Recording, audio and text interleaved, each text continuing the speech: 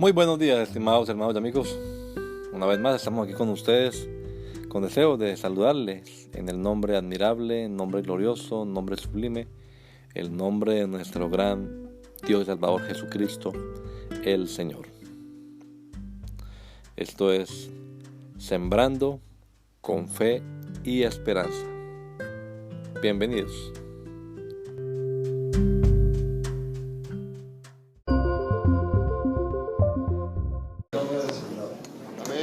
Contento de estar participando en la asamblea, todo con su honor, porque las asambleas son eventos muy privados, muy particulares de las organizaciones, y cuando uno lo invita, pues es uno.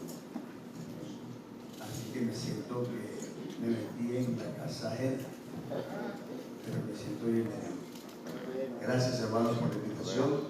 A los hermanos, Juan Henry, gracias por todo. Yo quisiera colaborar esta mañana. Creo que hay un dicho chino muy famoso que dice: no le des un pez, enséñalo a pescar. Cuando estudié en Canadá, después de estar unos meses ahí, yo llegué a una conclusión. Me parece que casi lo más importante que nos debieron enseñar fue a leer las Escrituras y estudiarlas, porque nosotros llegamos a conocer la Biblia y empezamos a discutir versículos y temas, pero pues leíamos lo que leíamos y así lo interpretábamos y así discutíamos. Entonces creo que eso nos ha llevado a muchas discusiones innecesarias, estériles, que pues no nos edifican, sino que nos confrontan. Entonces yo quisiera esta mañana más que todo hacer un aporte en ese sentido. El estudio de las Escrituras como debe ser, cosa que cada uno pueda llegar a conclusiones y saber qué dice la palabra y no solo repetir lo que otro dice, porque pues así empezamos todos. Pero con el tiempo, como la hermana dijo, bueno, es que la cigüeña trae a los niños. Y después descubrimos que no era verdad, que la cigüeña no trae a los niños. Yo me pillé a mi mamá poniendo los juguetes y yo pensaba que era el niño Dios. Pero el niño Dios salió siendo una señora. Entonces creo que así nos pasa con todo.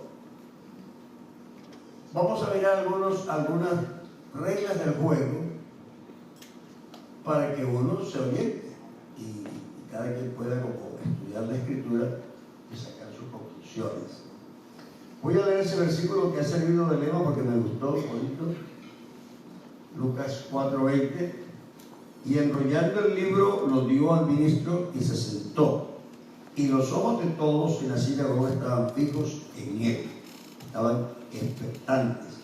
Esperaban observando con interés y curiosidad qué pasaría, qué iba a decir.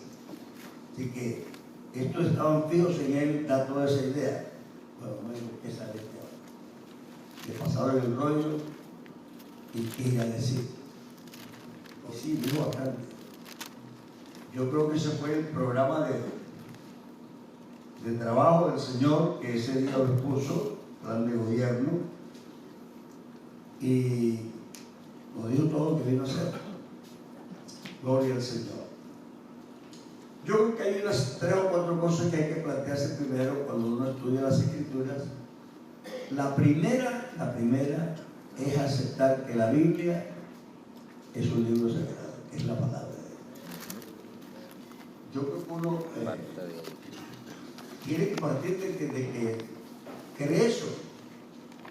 Ahora que estuve en Japón hace poco, estuvimos charlando sobre el evangelismo y el trabajo allá en las misiones. Y yo dije, bueno, lo que pasa es que estamos cometiendo un error. Nosotros los latinoamericanos estamos evangelizando cristianos, sean católicos, sean de cualquier clase. Ellos creen en Cristo, creen en el nacimiento original, en la resurrección, creen que Cristo murió por nuestros pecados, solo que tienen la doctrina torcida. Entonces nosotros nosotros evangelizamos en ese contexto. Pero resulta que en el Japón ni siquiera existe el domingo. Entonces, decirle a una persona que no, que Jesucristo sí nació, que no nació, que él, eso él no decide. Los pocos que nos hemos ganado son japoneses que nacieron en Bolivia o en Perú y regresaron a su tierra, pero ellos tienen una cultura cristiana. De hecho, eran cristianos. Entonces, sí tenemos japoneses, pero eso no se pueden contar porque no son de cultura sintoísta o budista. Aquí tenemos que empezar a mostrarles por qué para los cristianos este libro es sagrado. Amén. ¿Por qué los cristianos tienen un libro que se llama la Biblia que para ellos es sagrado? O sea que hay que demostrar que ellos tienen y la Biblia, oye, ¿verdad? Y te dijo eso 300 años antes, sí, se cumplió y la historia lo prueba. Es decir, uno pueda demostrar a esa persona que esta palabra, verdad, es un libro sagrado. Segundo de Timoteo 3:16 dice, toda la escritura es inspirada por Dios y útil para enseñar, para redarguir, para corregir, para instruir en justicia. Así que la escritura para nosotros está inspirada. Y eso creo que es básico. Yo no creo la Biblia para darme explicaciones a mi gusto. Si me dice eso, yo creo. Yo crecí en la iglesia y la verdad, le digo la verdad, para mí me es más difícil dudar la Biblia que creerla. Porque desde chiquito eso es lo que yo he visto. Dios ha hecho cosas y aunque yo algo no me la puedo explicar, yo sí las he visto que ha sido así. Entonces creo. Primero que todo tenemos un libro sagrado y creemos que es la palabra de Dios. Entonces, nuestra creencia no es nuestra invención ni se construyó para satisfacer nuestra curiosidad o inquietudes intelectuales. Es el pensamiento de Dios. Yo creo eso de la Biblia. Amén. Entonces, partamos de ahí. Porque si no ponemos unas reglas claras, pues todo el mundo va a poner sus ideas. Y en cuanto a ideas, todas son buenas. Las suyas y las mías valen igual. Entonces un hombre y otro hombre y opinamos. Pero cuando la palabra de Dios dice una cosa, ya, ahí se acabó la opinión. Dios dice eso. Así que vamos a creer en las Sagradas Escrituras y no racionalizarlas. Los seres humanos creemos que la racionalización es muy buena, pero no siempre es tan buena. Porque la racionalidad no quiere decir que una cosa es verdad, quiere decir que una cosa es coherente. Yo digo, bueno, una liebre y una tortuga salieron corriendo. Y al fin, la liebre nunca se alcanzó a la tortuga. Y dice, hermano, eso no puede ser. Eso apenas arranca, si no, pero es que matemáticamente vamos a hacer una ecuación. Entonces, la distancia que tiene la tortuga es X, o la liebre y la tortuga es X sobre 2. Ustedes sobre 2, la mitad, infinitamente nunca se alcanza. Entonces, yo lo racionalizo matemáticamente, pero no es verdad. En la práctica, apenas arrancan, la liebre se la pasó, ya. Pero matemáticamente se puede racionalizar al punto de que la liebre nunca se alcanza a la tortuga. Entonces, la racionalidad puede parecer lógica, pero lógico no es verdad, sino coherente. Una cosa que es lógica es porque yo la desarrollo coherentemente. Digo, hermano, yo puedo levantar 100 kilos, 150. Y usted me dice, oye, el viejito es optimista. 150 kilos. Hermano, Álvaro, que se vea que llega así, pero 150. Yo sí, yo puedo materialmente levantar como 150 kilos. Y usted me dijo que no. Digo, no es que yo no voy a vivir en la Tierra, voy a vivir en la Luna. Y en la Luna la atracción es menor. Allá levanto 150 kilos fácilmente. ¿O no? Ah, pero me cambió. Por eso es que hay que decir, es coherente, pero no es verdad en nuestro ambiente. Pero sí es verdad cambiando las circunstancias. Entonces, ser racional no necesariamente es ser verdadero, es ser coherente. Yo monto una premisa sobre la cual voy a hacer un desarrollo y lo monto coherentemente y me sale, pero no necesariamente es verdad. Aquí yo no levanto ni 50 kilos. La segunda cosa es que la Biblia no está hecha para enunciarla, sino para explicarla. Si fuera solamente enunciarla, yo le regalaría una Biblia a cada persona, o me pararía en el mercado y la leo en altavoz, y ya, con tal que me escuche. Pero el etíope, cuando le preguntaron, ¿entiende lo que lees? Él dijo, ¿cómo lo voy a entender si alguien no me enseña? Entonces la escritura, hermanos, está para ser enseñada, no repetida. Es bonito repetirla, pero la Biblia está para ser enseñada. Yo me acuerdo de una hermana allá en Barranquilla, en la central, que ella le daba miedo predicar. Y le dijeron, no, hermana amiga, le toca culto de Dorcas, esta semana toca predicar. No, pero sí, le tocó. Y esa estaba asustadísima. Y cuando le tocó, pasó el padre de la Biblia y dijo, bueno, la Biblia dice, está tal, y dice, eso es la palabra de Dios, ni se le quita ni se le pone. Pues dice todo. Eso no se le pone. Pues sí, es lo que leyó, no es mentira. Pero la Biblia está para ser explicada. Usted va el domingo a la escuela dominical a explicar las escrituras, a que las personas la digieran, que usted se las pueda explicar. Así que el etíope dice, si a mí no me explica, yo cómo lo voy a entender. Así que no es suficiente. Otro punto, no olvidemos que la Biblia no fue escrita en español o en inglés. Creo que ese es uno de los problemas más grandes que tenemos los que enseñamos la Biblia.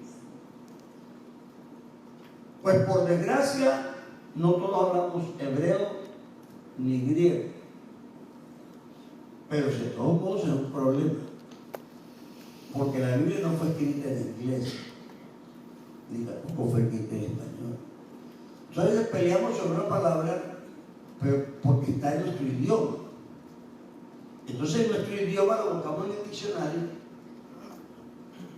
y significa otra cosa. Y entonces queremos ponerle ese significado. O lo que es peor, tiene 2 o 3 significados y nosotros queremos poner el que a nosotros más nos acomode. O en el caso de nuestras veces predicamos para la concordancia. Entonces, yo recuerdo hace unos años, hermano Lázaro predicó un sermón que se ve que lo estudió en inglés y lo tradujo al castellano. Y entonces él hablaba de semilla, de seed. Y entonces, claro, se pasó entre la señora chiquita, ¿qué chiquito? Pero es que muchos versículos en castellano no le cuadraban. Porque es que esta Biblia no fue escrita ni en inglés ni en español. Yo no sé si ustedes tienen alguna versión de esa de eSword, que tiene varias versiones, y hay versiones como la Darby y la American Standard Version, que ellos tienen sombreadas las palabras que no vienen en el texto. O inclinadas. Es decir, hay versículos que están ahí y hay una palabra que viene sombreada. Esa palabra no está en el texto. Entonces nosotros a veces peleamos sobre esa palabra que no está en el texto. Entonces, esa palabra fue decisión del traductor. Y cuando usted dice decisión del traductor, quiere decir que él está poniendo su punto de vista. Por ejemplo, capítulo 12 de Primera de Corintios. No quiero, hermanos, que ignoréis acerca de los espirituales. Pero la Biblia no dice dones.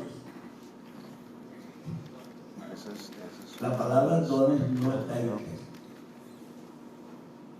O sea, ahí tenía un problema. El traductor pensó que por el tema del capítulo, a él le pareció poner la palabra dones. Y pareció no fue mandar, sino que él dice, me parece que aquí no es de dones. Pero no está. Léalo sin la palabra dones.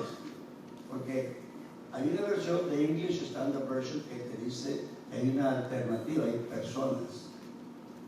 No quiero, hermano, que ignoréis acerca de las personas espirituales. Y si lees el capítulo, es muy posible que esta sea más acertada, porque a cada uno les da la manifestación del Espíritu para esto y para esto y para esto y para esto. Entonces, la palabra dones no está ahí, sino que la puso el traductor.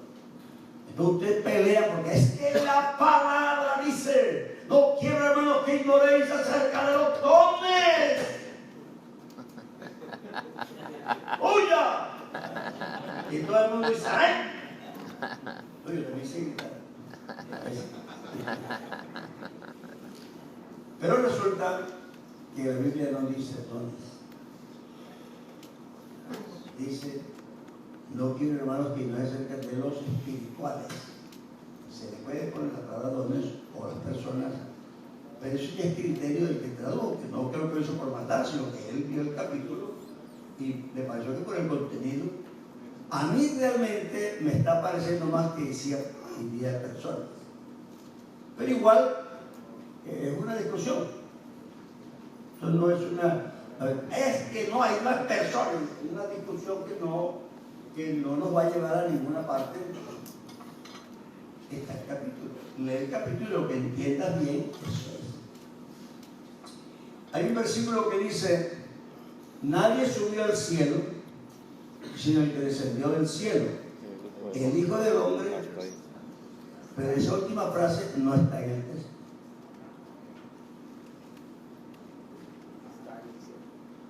Lo digo porque, hermano, ustedes ya no son creyentes niños, ustedes son pastores. Y algunos pastores que ya tienen 10, 15 años de ser pastores, y que ya son personas con cierta experiencia. Dice que los de Berea eran más nobles porque estudiaban en las escrituras y las cosas eran así. Bueno, seamos de los más nobles. Si vamos a enseñar las escrituras, vamos a discutir, no empecemos discutiendo, empecemos aprendiendo para montar bien los argumentos. Eso no se trata de que uno sepa más o menos, sino que eso ya nos tocó. Somos viejos pues, enseñando y nos toca eso. Tenemos las mismas dificultades, ustedes y yo. Yo también leo y la primera impresión que me da, bueno, esto está como raro. Entonces, pero a mí me gusta este versículo.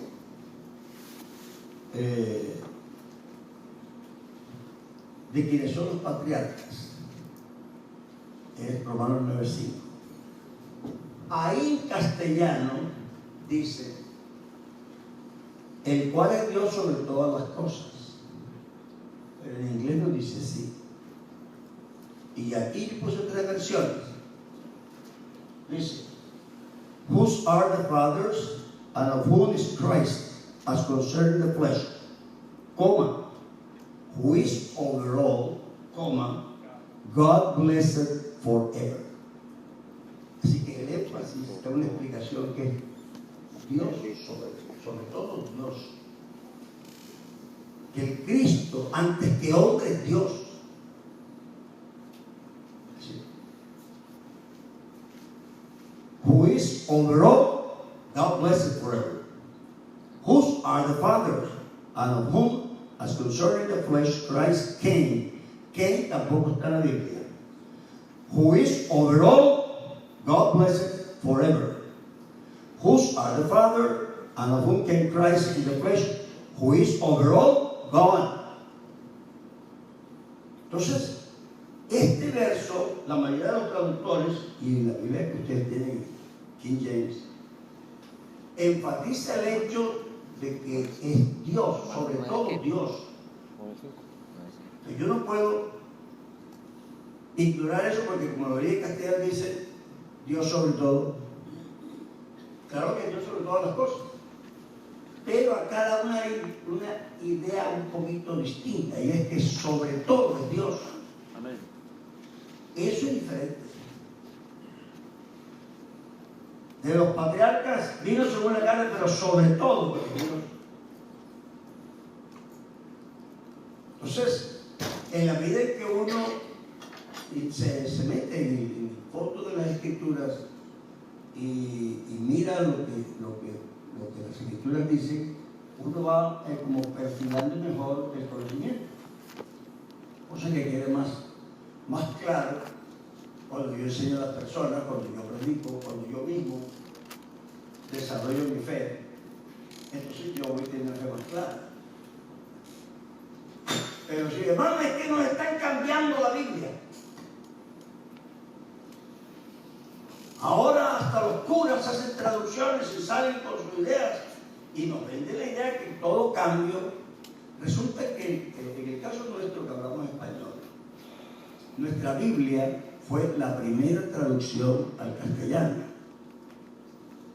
Así que por ese lado es una Biblia, una joya literaria. Pero resulta que se hizo de los manuscritos más nuevos. Después aparecieron unos manuscritos más antiguos que demostraron que esa versión tiene debilidades como versión, como traducción, no como Biblia. Porque el mensaje básicamente está bien, pero ya como libro sí se le encuentran algunos detalles que palabras porque es que los manuscritos no están todos completos.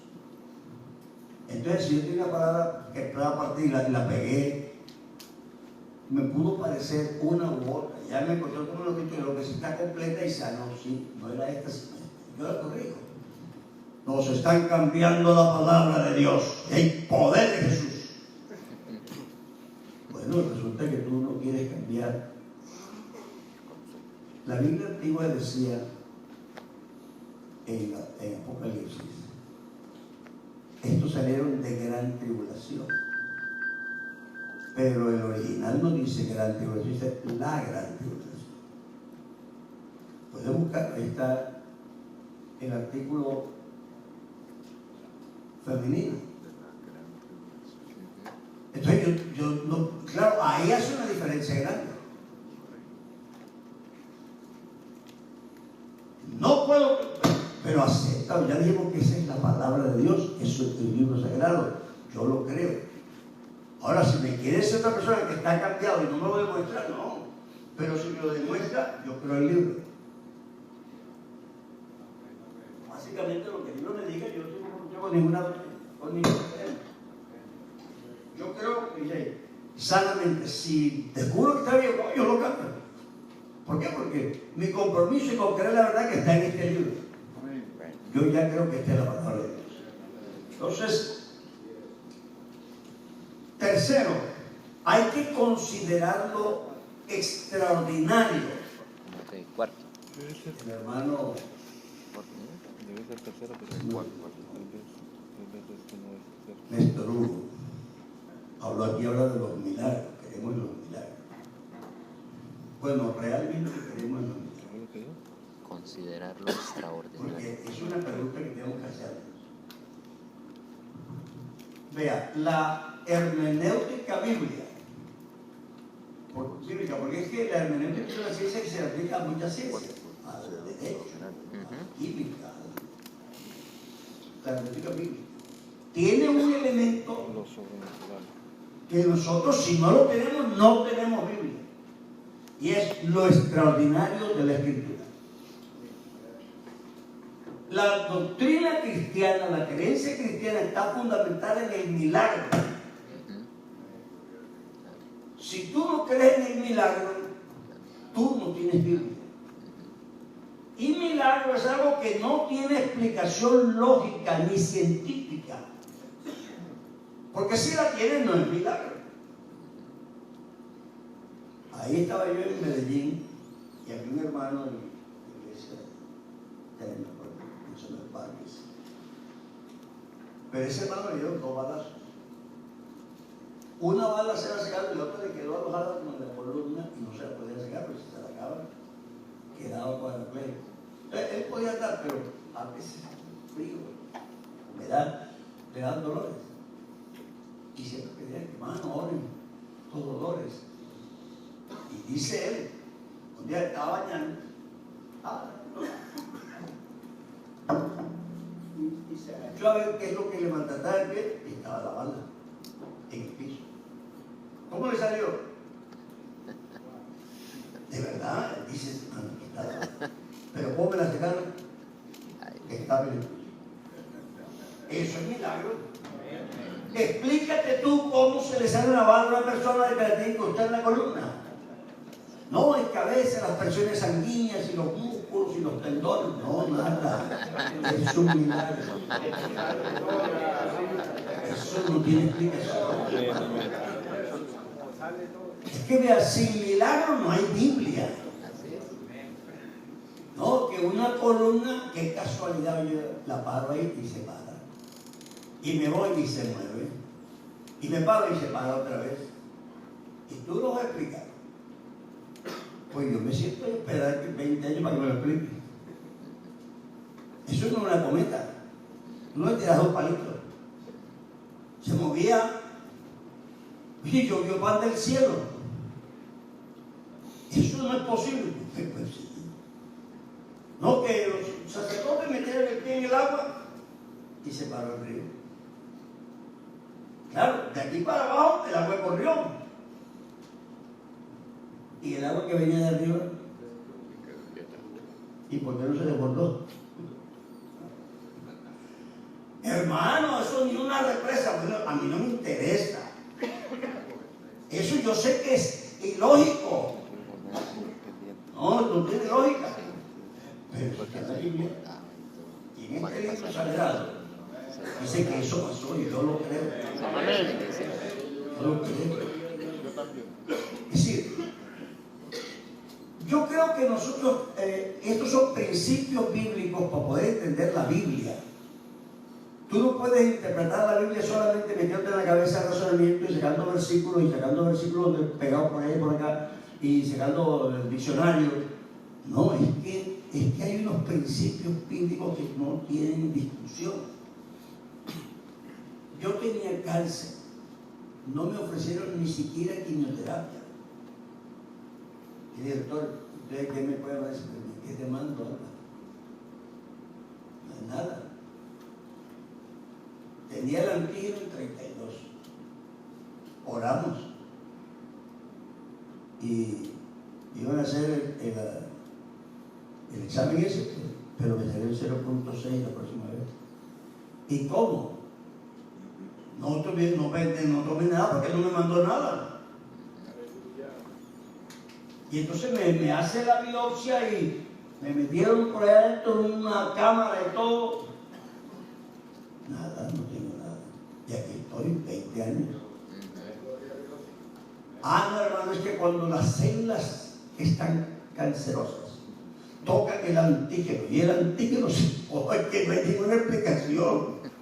Es que Dios me sanó. Amén. Puedes explicar eso, hermano. Y créanme, si vamos a creer la Biblia, vamos a creer la Biblia. Amén. Porque si no, entonces volvámonos a otra cosa. Tomemos otra profesión. Lo nuestro, me trae una niña y dice, hermano, que está embarazada del Espíritu Santo.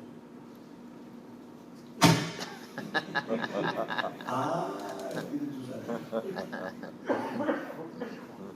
¿Tú crees que eso se lo va a creer nadie? A María tampoco se lo creyeron. No sé, ni José se lo creyó. ¿Y cómo se embarazó del Espíritu, vamos a saber que es el espermatozoide. Dijo uno que es que Dios guardó el espermatozoide de David y se lo implantó a María. Y le fecundó el óvulo. Háganme el favor. Eso no tiene sentido tampoco. No puedes tú aceptar que Dios engendró en María aún. ¿Cómo? A mí que me interesa. La Biblia no me lo explica. Yo le creo a la Biblia. Amén. Amén. Créeme, yo creo que a veces nosotros nos pasamos de materialistas. Porque eso es materialismo a la hora de la verdad. José no creyó. Dijo, mira, me voy esta noche. Me voy. Yo no paso la vergüenza. Y no quedó muy convencido porque anoche me presentó un ángel. Y me dijo que sí, que eso del Espíritu Santo te lo comprende. Esto como raro. Vamos a decir una cosa, yo me voy a casar contigo, pero no te voy a tocar hasta que no nazca ese niño, porque yo no quiero saber nada de ese bebé que yo no te he tocado. Nosotros, la Biblia tiene un lado extraordinario, el que no podemos zafarnos. No nos podemos zafar. La Biblia dice algo que a ti no te parece, que no lo puedes explicar, que hasta puedes razonar que eso no puede ser así. Pero óyeme, así dice el o lo crees, o entonces no serás creyente. Porque la Biblia te está diciendo cosas que tú no quieres aceptar. Entonces nosotros que predicamos todos los domingos y los martes y los jueves, tenemos que pararnos aquí con algo de convicción real. Aleluya. Aleluya. El milagro no tiene explicación. No la busques, que no la tiene. Si la tiene, será una curación, pero milagro. Pero sí, milagro. Cristo resucitó a Lázaro de 4 días. Y francamente te digo, ¿cuál explicación le vamos a dar? No, es que Dios le puso forward para que no se pudiera. No, es que como ahí de esa tierra tenía mucha cal, eso se le metió y entonces preservó. Búscate una explicación porque este hombre se estaba pudriendo y la señora dijo, no lo hagas, que eso huele ya. Entonces, ¿cómo hicieron las células muertas, podridas, un cuerpo ya que no era cuerpo, porque ya una vez que te mueres todo se desconecta? ¿Cómo se reconectó todo para que pudiera crecer la sangre para fluir? Bueno, no me lo pidas a mí. Dios dijo, levántate, y se levantó. Yo creo eso. Y no tengo explicación lógica, se lo hace. Ni nunca he intentado darme. Yo nunca he intentado hacer eso. Yo porque Jesucristo lo resucitó. Así que eso pasa con todo milagro. No con uno solo, con todos. Un hombre paralítico de nacimiento. Vea, yo los he conocido y me figuro que ustedes algunos habrán visto. Un hombre nacido así se le tuercen los huesos. Como nunca ha sostenido el pecho del cuerpo con los músculos. Nada.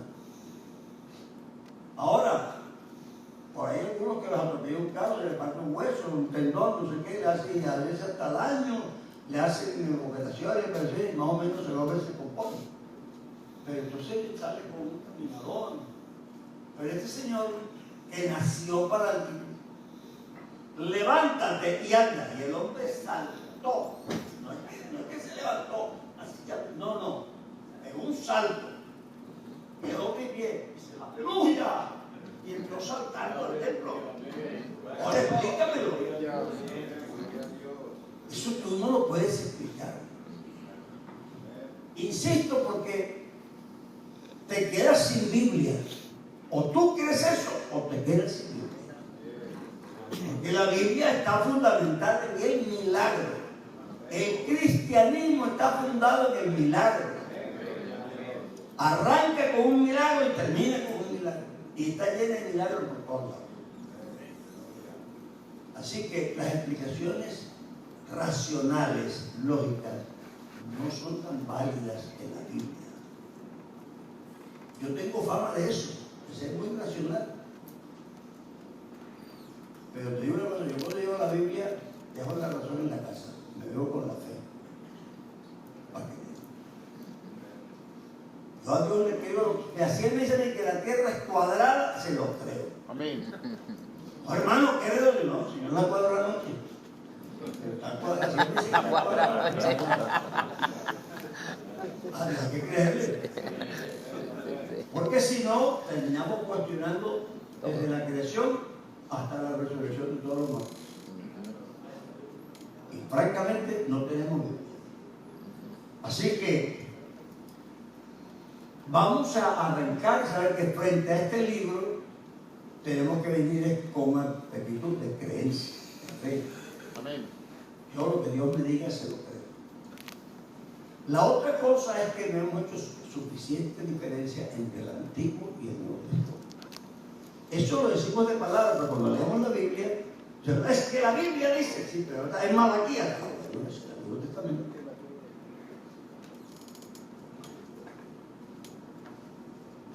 Y uno quiere que eso signifique igual.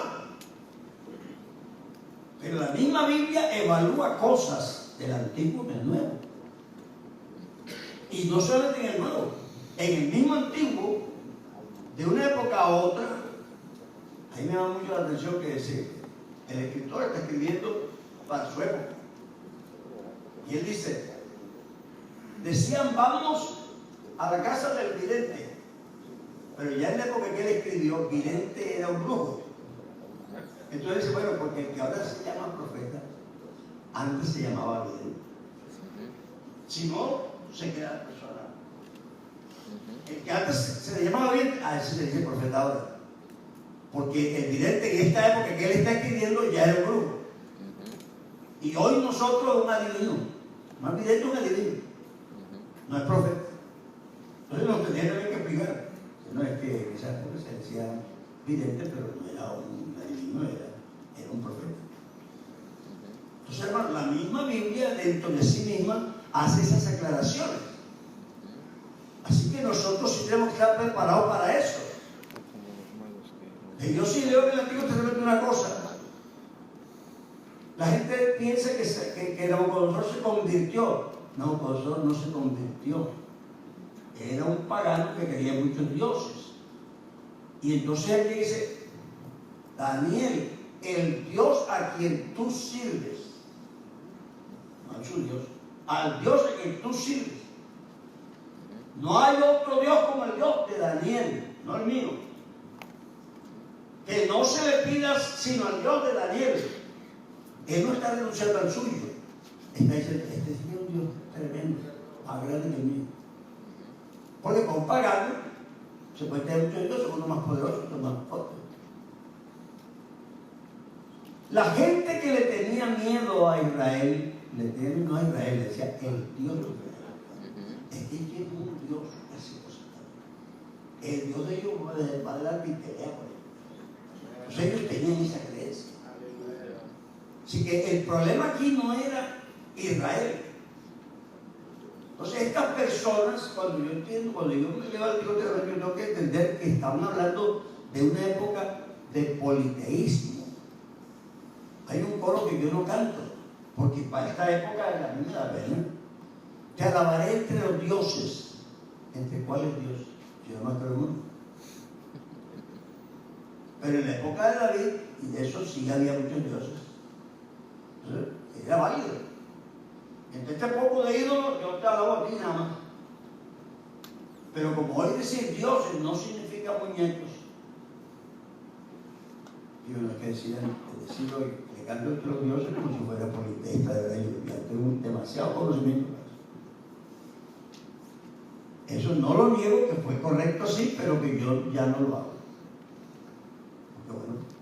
Porque yo creo en un solo Dios.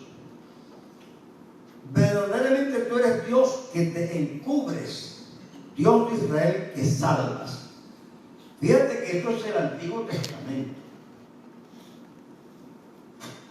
Eso en Isaías. Dice, tú eres un Dios que te encubres.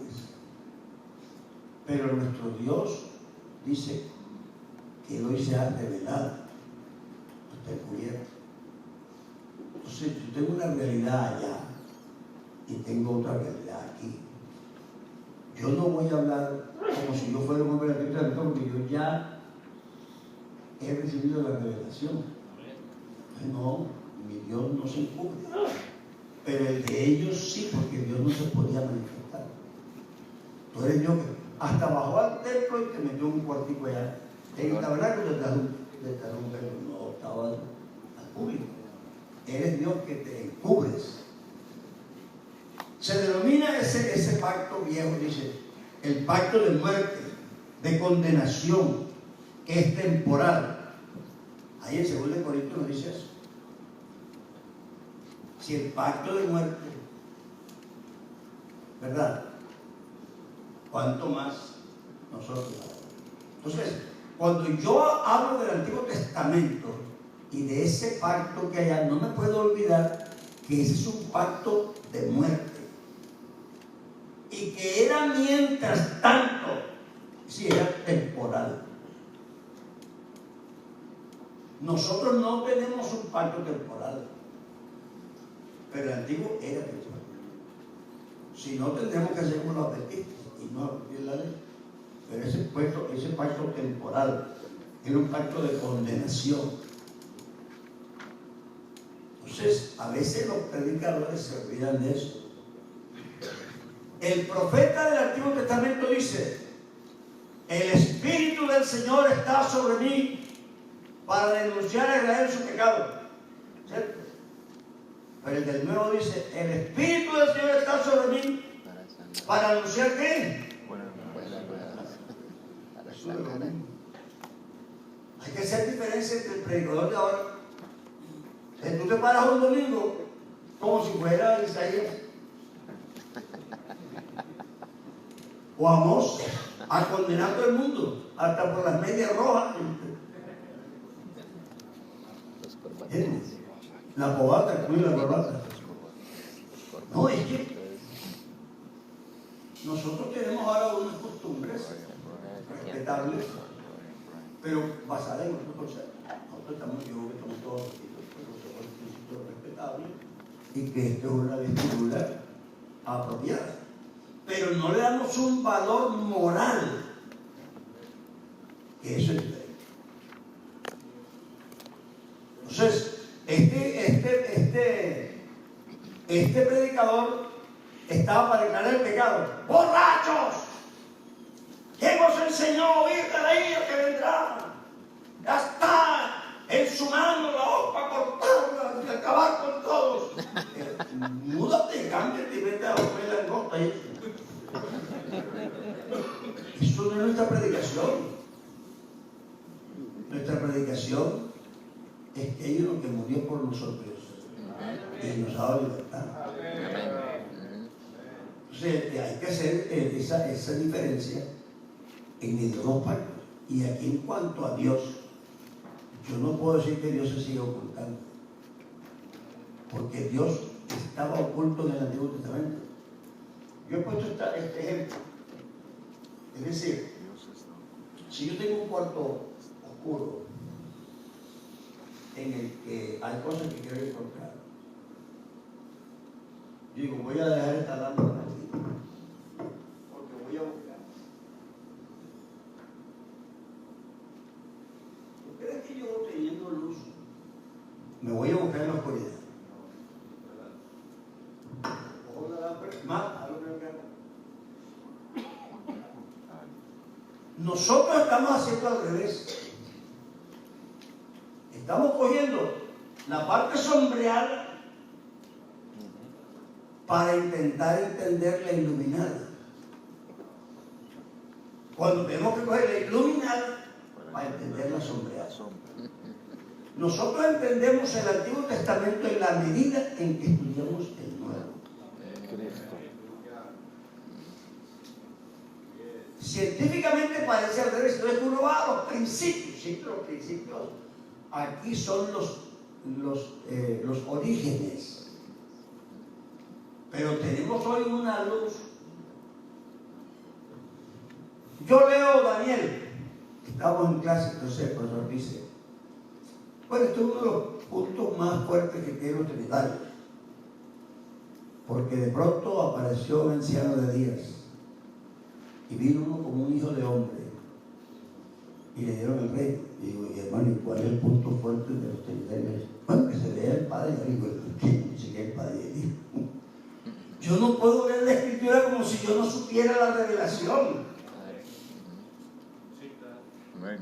Porque entonces, es decir, hermano, ¿y qué significa que sea?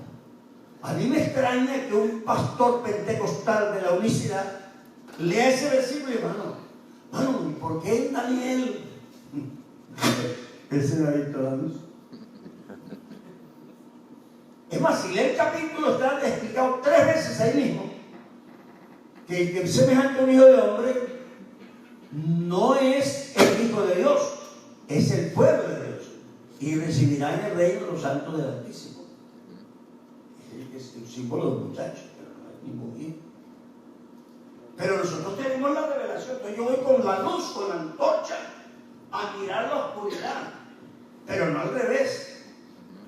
Tú me quieres rebatir a mí un versículo del Nuevo Testamento con uno del Antiguo. Eso no lo vas a conseguir nunca. Porque el del Nuevo está iluminado. A propósito. Está iluminado. Y el otro, a propósito, está sombreado. Yo les cuento la historia. Yo tenía como 3 añitos y me desperté en la noche y para ir al baño. Pero claro, en una casa tan antigua y el baño quedaba por allá. Esos huecos en el baño, era una bomba abierta. Allá, que forma el baño. Como 50 metros, entonces se ve. Existía la vaselina. La vaselina, yo dije, no había vaselina. Era el hueco. Era el hueco, eso tú veías a la mujer, nosotros varones no podemos pasar.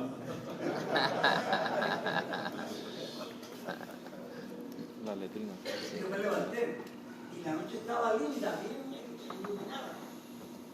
Y había un portón grande, y yo no voy a estar por allá, yo aquí en el portoncito y yo me paro. Ahí me paré yo, frente al portón, y de pronto veo un hombre negro empieza a subir así de abajo arriba de la pared del portón y se paró ahí enfrente.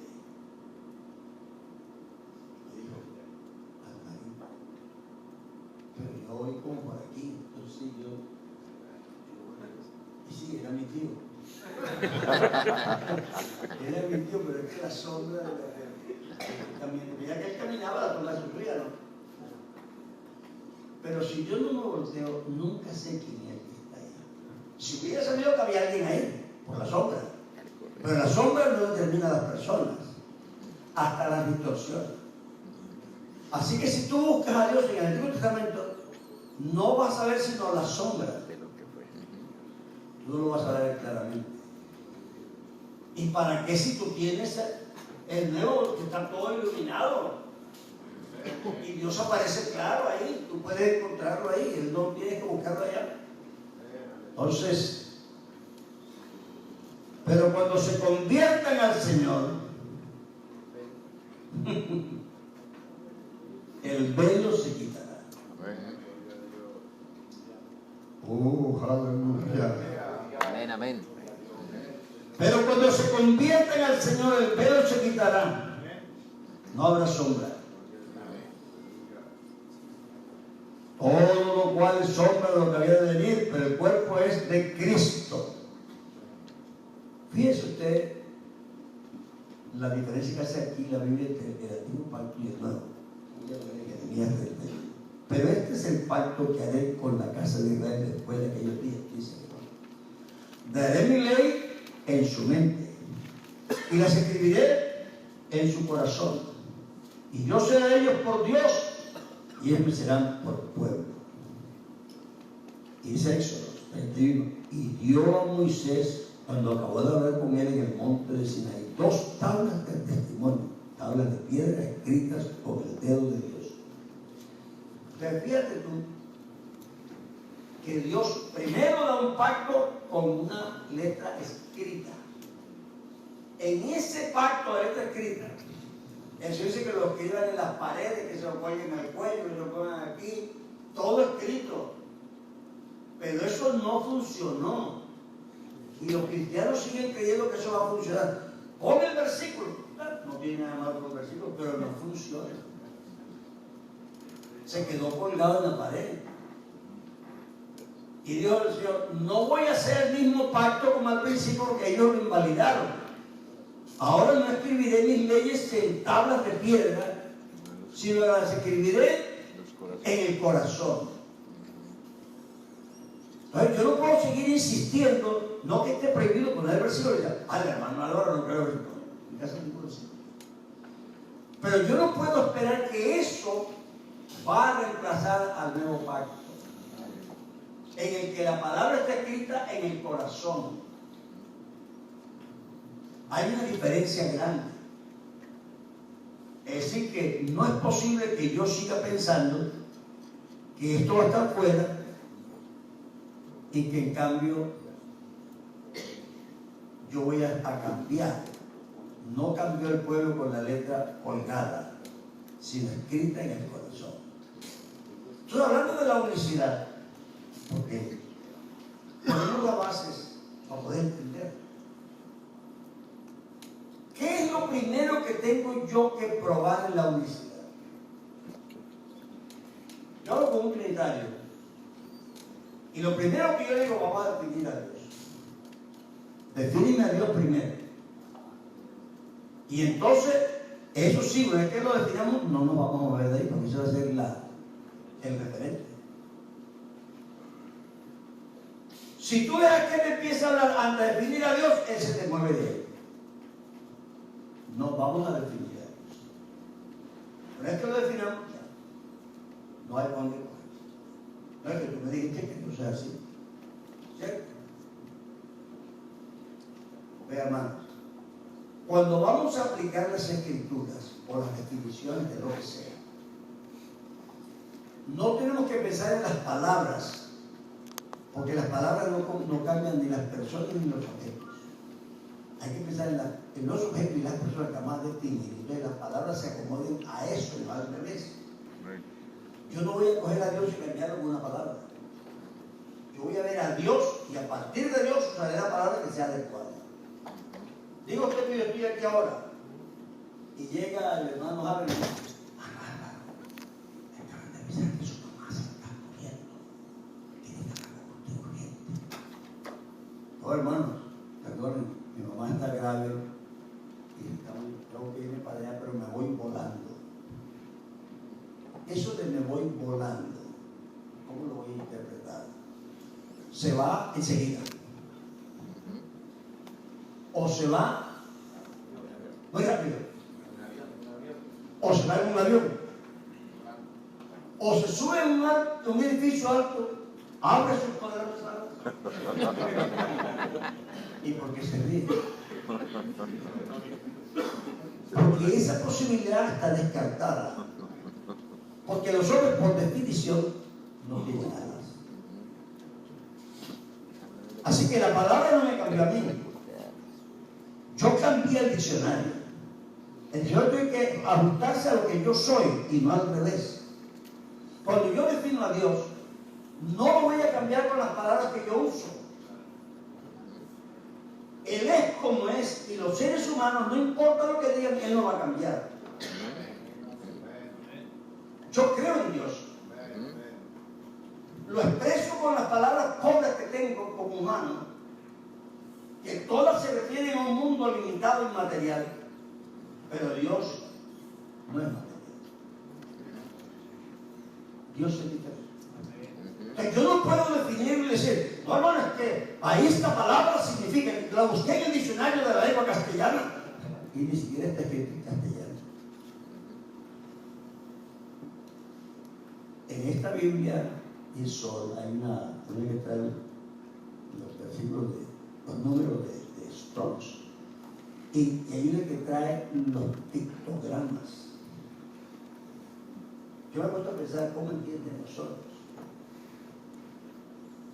Porque ellos no entienden por palabras, ¿cierto? Una seña significa una frase o significa una actitud. Y resulta que cuando tú lees esa, ahí está un muñequito así, un ojo. Y el traductor cogió lo del ojo y dice, un ojo quiere decir tal cosa, pero no es una palabra exacta. Es un pictograma, es un jeroglífico. Por eso es que mucho cuidado con discutir sobre palabras y palabras, porque eso pierde a los oyentes. Entonces tenemos que entender. Yo no puedo abrir mis poderosas alas porque nunca he tenido alas, ni las voy a tener. Dios no coge el tren ni se monta en bus ni va en avión. Porque a diferencia mía, que no tengo ni alas, Él es en todas partes. No va a ninguna parte. Dios nunca ha ido a ninguna parte. Él está. Así que si la Biblia dice que Él fue con ellos, es una forma de decir para que nosotros entendamos. Pero Dios nunca fue a ninguna parte. Y Jehová iba con José. ¿Qué estaba? Es José que se lo encontraba en todas partes. Oye, quítate aquí. Pobre José estaba loco, se lo veía por todos lados.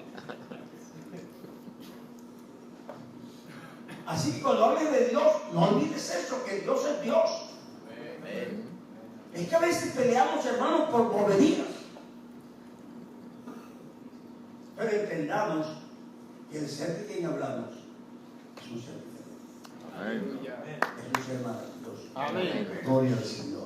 Entonces, para mí lo primero que hay que establecer en una discusión sobre el estilo de Dios es que Dios es uno. Yo primero voy a establecer que Dios es uno. Y eso debo establecerlo con rigurosidad. Yo aquí escribí como 14 escrituras que demuestran que Dios es uno solo. Deuteronomio 4, Deuteronomio 6, Isaías 45, tantas escrituras que tenemos nosotros. Para mostrar que Dios es uno solo. ¿Sí? Esa verdad, aquí no creo que la discuta nada. Dios es uno. Eso quiere decir que si yo encuentro cualquier escritura que pareciera que dijera que hay dos, yo sé que no. Porque ya demostré, más allá de toda duda, que Dios es uno. No habrá ninguna escritura que me mueva a mí del hecho de saber que Dios es uno. No me interesa si se me presenta de una manera o de otra, o el escritor dice algo. Yo tengo una cosa clara. Dios es uno. Y uno su nombre. Eso es lo que debe estar. A partir de ahí, vamos a leer la Biblia. Enseguida que tú entiendes que Dios es uno, y por eso sus atributos, las escrituras deben explicadas todas. Porque lo malo nuestro es que leemos para nosotros decidir qué es lo que significa. Y resulta que eso no es así. Hay un Dios. Aquí yo tengo 14 escrituras, yo me figuro que voy a conseguir más.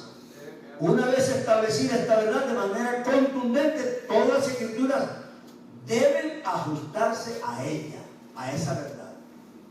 ¿Por qué? Porque la Biblia no se contradice. La Biblia no dice aquí que es uno y parece que son tres. Nunca vas a encontrar, si tú no lo entiendes, no hay error. Bueno, porque hay un versículo, no hay ningún versículo que contradiga la verdad, ninguno. Así que entiéndelo otra vez, o estúdialo otra vez, o investígalo otra vez, pero no hay versículo que diga que Dios es más que uno. Por eso tenemos el uno solo. En el Nuevo y Viejo Testamento es una verdad establecida. Dios es uno y no hay más. ¡Oh, aleluya! Gloria a Dios. ¿Cuánto me quedan? 10 minutos. Ah, pero entonces está grande. En el poder de Jesús.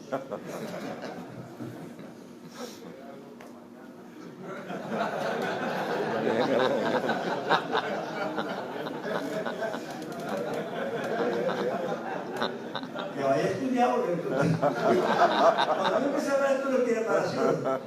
Es que esto a mí sí me emociona. Amén. Porque son verdades que uno hemos amado desde niños. Y como dice el coro, no se vive sin ti. Esta verdad nos ha acompañado todos los días. Y nos amamos. Aleluya. Vean, voy a hablar de Jesús un poquito. En esta perspectiva.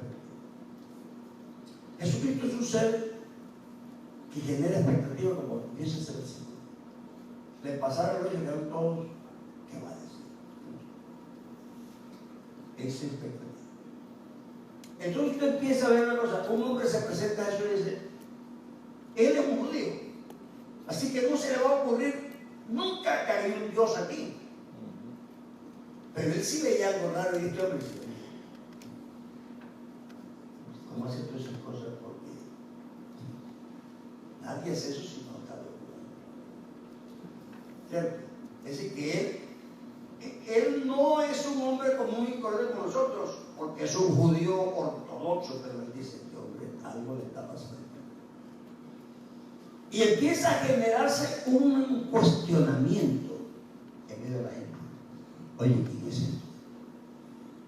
Claro, todos sabían que era el hijo de María, el hijo del carpintero, todo, pero ellos no se referían a eso. Yo quisiera que nosotros entramos en el contexto bíblico. Estamos hablando de un pueblo que vio lo que tú quieras. Porque dice, los judíos buscan señales. Ellos habían visto el mar dividido en dos, la columna de fuego, la roca con agua que caminaba con ellos, el hacha que se flotó, el fuego que cayó, al viejito, a ese muchacho que el profeta resucitó. ¿Qué es lo que no había visto? Pero decían, nunca se ha visto como esto, nunca se ha visto esto. ¿Y a qué se refería? ¿Y este quién es? Ve, hermano, yo creo que aquí nos ha pasado todo. Hemos orado por los enfermos, hemos orado por los muertos y no lo han resucitado. ¿Qué es lo que hemos pedido? Dios no ha hecho, Dios ha hecho cosas grandes. Pero nadie nunca ha dicho, oye, ¿quién es este? Mira nomás, mira. ¿Este quién es? Mira, resucitar muertos. Sana, cáncer. Nunca. ¿Sabes por qué nunca lo dije? Porque yo nunca dije, sana, en el nombre de Jesús. Eso lo sabe todo el mundo. El problema con Jesús es que no hace así. Quiero ser limpio. A ti te digo, levántate. Niña, levántate. Lázaro, ve fuera. Ni buscaba a nadie. A nadie. Así. Lo peor es que pasaban las cosas. Él decía, levántate y se levantaba. No creo que más un día es que gracias a Dios que Dios joven, a ti te digo, y si no se levantan todos los jóvenes. A ti te digo, levántate, y se levantó el muchacho, el de la viuda de Naín. Entonces, con Cristo se genera una expectativa que nosotros no podemos ignorar. Porque esa expectativa es la que empezó a cambiar, aparte de la pregunta, y ahí empezaron a incomodarse. Porque él dijo, el Padre y yo uno somos. Dime una cosa, ¿tú has oído la frase, hijo de perro perrito, hijo de gato gatito, hijo de tigre no se pintado? ¿Usted ha oído esa expresión? ¿Y qué quiere decir? Que hace lo mismo que el papá. ¿Por qué? Entonces tú tienes un problema, porque los judíos ese problema que tenían. ¿Tú a quién te haces? ¿Tú qué te haces? Oye, tú siendo hombre te haces Dios. Porque si dice que Dios es tu padre, hijo de perro perrito, hijo de gato gatito, hijo de tigre ese pintado, hijo de Dios Diosito. Y eso sí no pueden aceptar. Y tú no lo puedes aceptar. Tienes tres posibilidades. O eres trinitario y quieres ser Dios el Hijo. O eres trinitario y crees que hay dos dioses. O crees que Jesucristo es el único Dios como el otro. Tienes tres posibilidades. Y ese era el problema con los judíos. Oye, ¿quién se hace? Está a punto de tú, ¿quién eres? Tú naciste ayer y conociste a Abraham. ¿Ah? Tú no tienes 50 años, ¿y qué te pasa? Eso lo tenía incómodo. Y ustedes, ¿por cuál cosa buena que les he hecho me castigo? No por ninguna, sino que tú siendo un hombre que te estamos pillando el mensaje, te estamos pillando. Que tú lo que estás diciendo es que eres Dios. Es que no te atreves a decirlo, pero eso es lo que estás diciendo, te entendemos. Ve, hermano, nosotros no podemos ignorar eso. Porque la misma pregunta que saltan los judíos nos salta a nosotros. O es que eso no es. No hay otra manera. No hay forma de que yo evite la conclusión. Todos oramos invocando a Jesús, pero Jesús no invocó a nadie.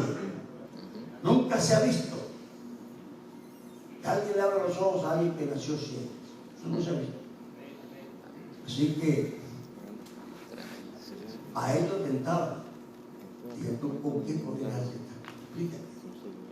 No, pues explícate. Y es que no podían aceptar. Oye, comieron pan y pescado.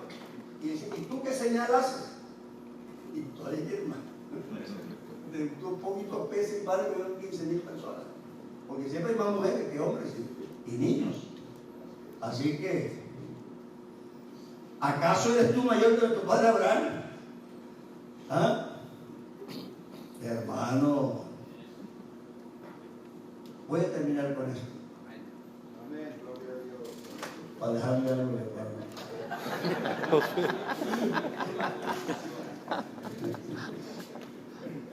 Filipenses 2:7. El cual siendo en forma de Dios.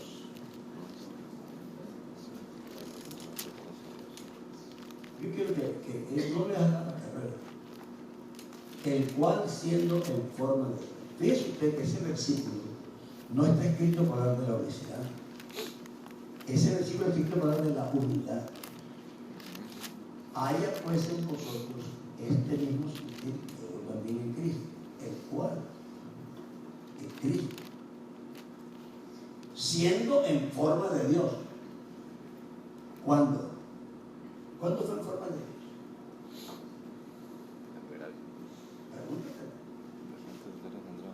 El cual siendo en forma de Dios. ¿Cuándo? La palabra morfé se la vamos a aplicar a Jesucristo, cual que estaba en forma de Dios. Si yo le aplico eso a un espíritu, yo no puedo hablar de morfé como forma, porque el espíritu no tiene forma. Y por eso tiene ustedes varias versiones que dice el cual siendo sustancialmente Dios. Porque la única posibilidad que hay por ponerle esa palabra a Cristo, al que era en forma de Dios, era esencialmente la divinidad. No puede ser de una manera, una imagen, porque no tiene. De hecho, no sé si ustedes han leído en el versículo de 1 de Timoteo 3:16. Dice, sin contradicción, grande es el misterio de la piedad. Dios ha sido manifestado en carne. Ha sido. ¿Qué más? ¿Y qué más? Para él. ¿Cuándo lo vieron los ángeles? Porque nunca he escuchado a nadie predicar sobre eso, nunca. Todo el mundo dice, grande es el misterio de la piedad, aleluya. Sí, pero visto de los ángeles. Porque los querubines que estaban de veces Él se hizo visible a los ángeles aquí. La palabra Dios no está ahí en el texto. Está implícita porque el verso anterior dice Mientras voy, para que sepas cómo debes comportarte en la casa del Dios viviente, en la iglesia del Dios viviente. Ese Dios viviente es el que es el sujeto aquí. Por eso es que el traductor puso Dios, la otra versión dice del que se manifestó. El que se manifestó en carne es el que era en forma de Dios, esencialmente Dios. Ahora, el cual siendo en forma de Dios no tuvo como cosa que aferrarse el hacerse igual a Dios. Es decir, que hay una premisa que manejó la vida de Jesucristo, y es que Él nunca podía presentarse como Dios, porque eso es lo que vino. En eso consistió la humillación. El cual, siendo en forma de Dios, no tuvo como cosa que aferrarse el hacerse igual a Dios. Antes se humilló a sí mismo. ¿Y cómo se humilló? ¿Y qué forma tenía antes? Porque yo tuve una forma que debe ser que tenía una más grande y ahora una más chiquita. El cual, siendo en forma de Dios, no tuvo como tal. Antes se humilló a sí mismo tomando forma de siervo y estando en su condición de siervo. No fuera de esa condición. Estando en su condición. Yo creo que nosotros, estos versos, ojalá les saquemos un rato. No se pongan a discutir con nadie. Esto no es para discutirlo. Yo, en el temor de Dios, se lo digo de corazón. No discutamos sobre eso.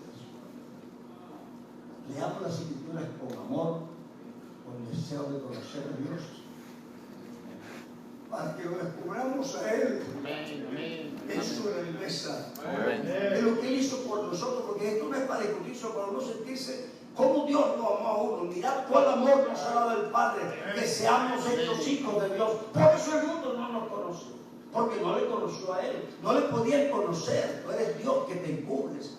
Él no estaba, los de la época no lo conocieron. Vea, el Antiguo Testamento llega hasta el Calvario. Los evangelios no son el Nuevo Testamento. Jesucristo empezó a hablar ahí del Nuevo Testamento, pero eso termina en el Calvario. La ley termina en el Calvario. Entonces, cada vez que tú evalúes un versículo de San Mateo, de San Lucas, de San Juan, no olvides que todavía se está hablando de una forma en que Dios no puede hacer eso, todavía está encubierto.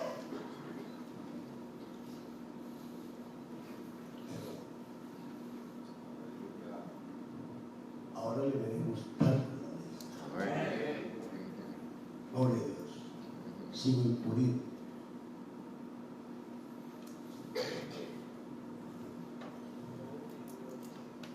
Yo creo que nosotros tenemos que entender para reverenciar lo que Dios hizo por nosotros, hermanos, aparte de lo que seamos, aparte de lo que hagamos. Yo prediqué en la convención en Cali y el primer bendecido por ese sermón fui yo. Te lo digo de corazón, porque tratando de entender lo que Dios hizo, hermano, me lo expliqué yo mismo y quedé así de este tamaño, quedé así de ese tamaño, porque Dios nos dio mucha misericordia de andar con nosotros, de vivir con nosotros. Eso es mucha misericordia. Nosotros no éramos nada, ni una chancleta. Por eso que Juan dice, yo no soy digno de quitar las correas de los zapatos. No soy digno de eso. Y en la medida en que lo entendamos, no creo que Isaías era el peor hombre del barrio, ni el más sucio, sino que en la presencia de Dios, hermano, hasta el más limpio se siente sucio. Di yo al Señor alto y sublime. Ay, Dios mío. Me vi así, ¿eh? Dios me bendiga.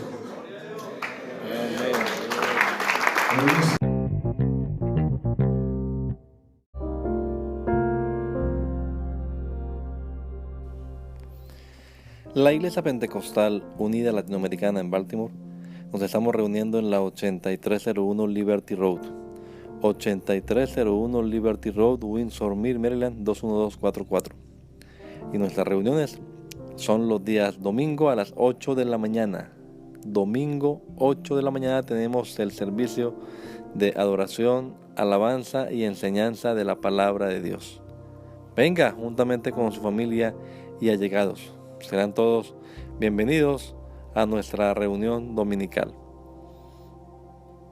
Recuerde, Jesucristo es el verdadero Dios y la vida eterna. Primera de Juan 5:20. Y si otros días madrugamos a buscar la comida que perece, ¿por qué no hacerlo el día domingo para buscar la comida que a vida eterna permanece? Le esperamos.